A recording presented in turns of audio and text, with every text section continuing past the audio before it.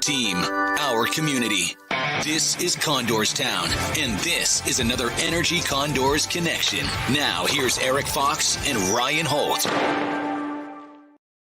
So the last time you saw you guys standing next to each other, we were right next to ice, and today we're right next to our home. Of course, things are a little weird right now. Welcome to Condors Connection. My name is Erik Fox from Energy 95.3, joined as always by my good friend Ryan Holt.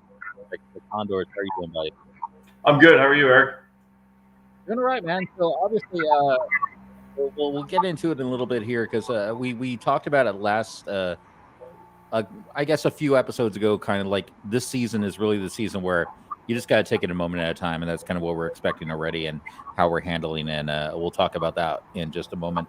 Let's talk as we always do. We always start with talking about the parent organization, which is the Edmonton Oilers.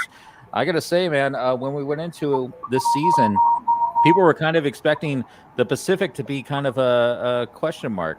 Like they you had one or two teams where it's like they were just going to blow everything away, but it's been a lot more exciting this season, hasn't it?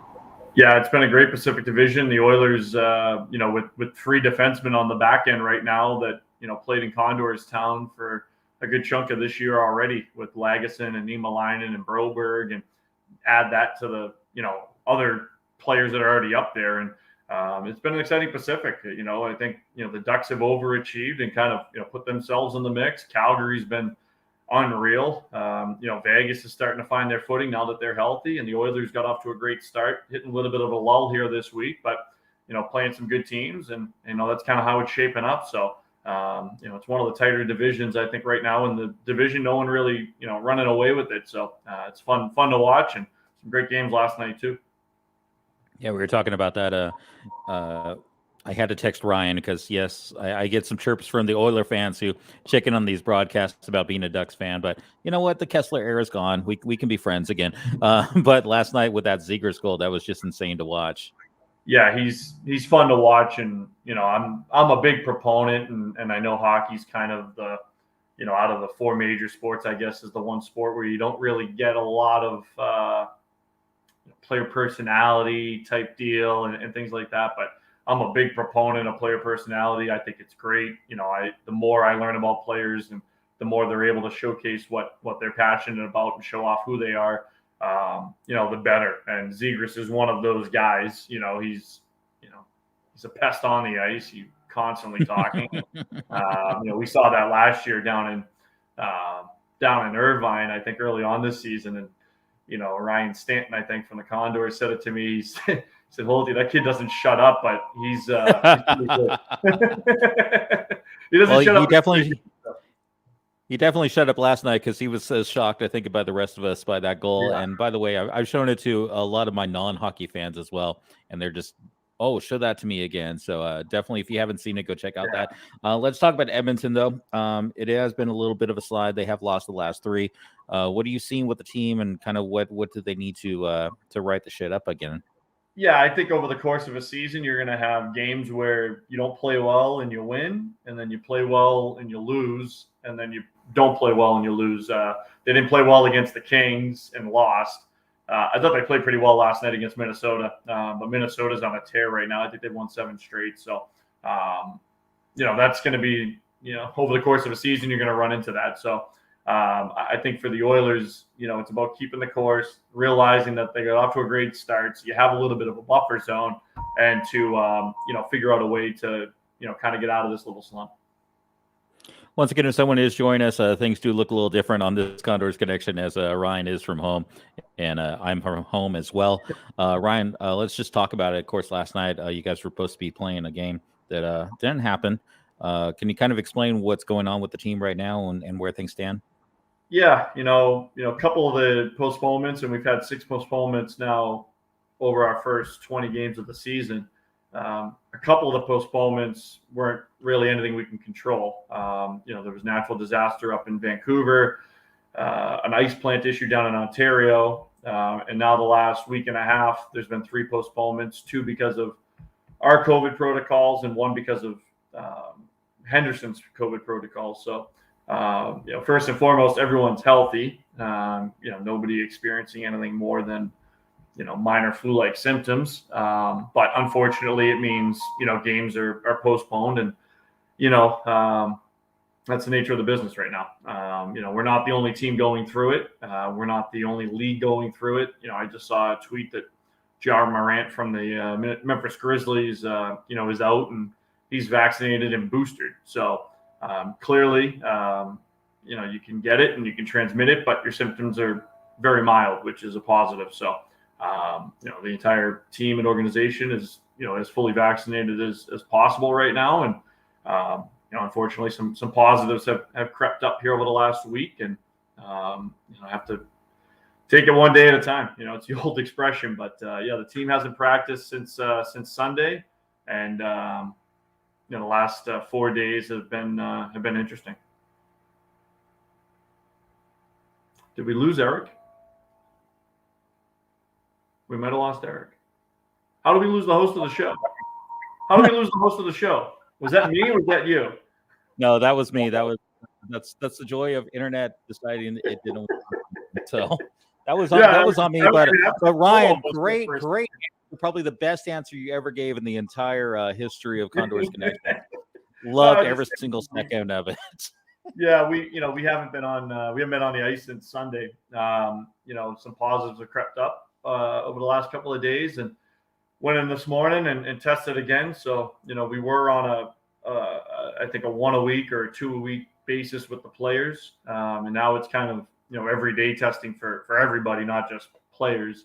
From a support staff standpoint, it was only if you were sick or had symptoms, things like that. But now with a couple of positives here from the players the last couple of weeks, we have to play it cautious, and that's what we're doing. So thankfully everyone's healthy as possible. Nobody's in the hospital or anything like that. Nobody's at urgent care or seeing a doctor. It's mild cold symptoms, I guess, if you will. But gotcha. That's what we're dealing with. So let's talk about team mentality. Normally we have some players to join us with that, but I'll get your take on it too.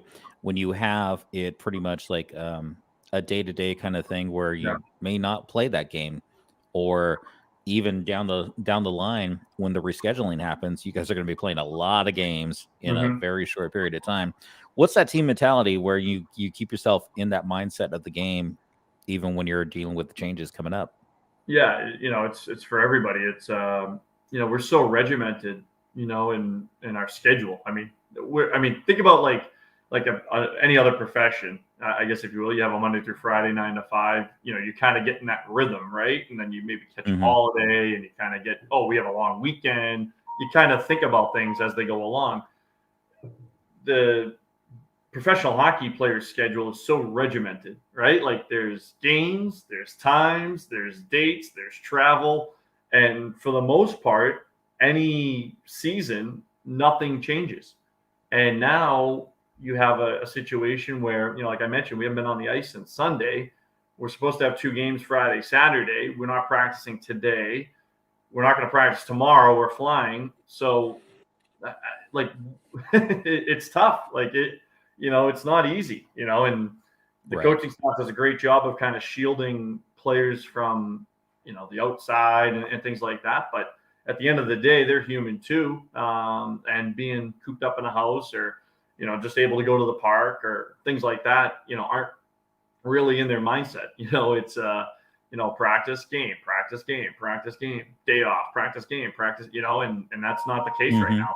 So it's tough. It's going to be tough. I give the players a lot of credit that they're 500 right now, because we played 2 games in a month, and that's pretty crazy, and who knows what happens this weekend. And like I mentioned, this is different than last year, where you didn't have fans, you didn't have promotions, you didn't have costs, I guess, if you will. You had, travel costs and things like that, but now you have that aspect thrown into it, and it's tough.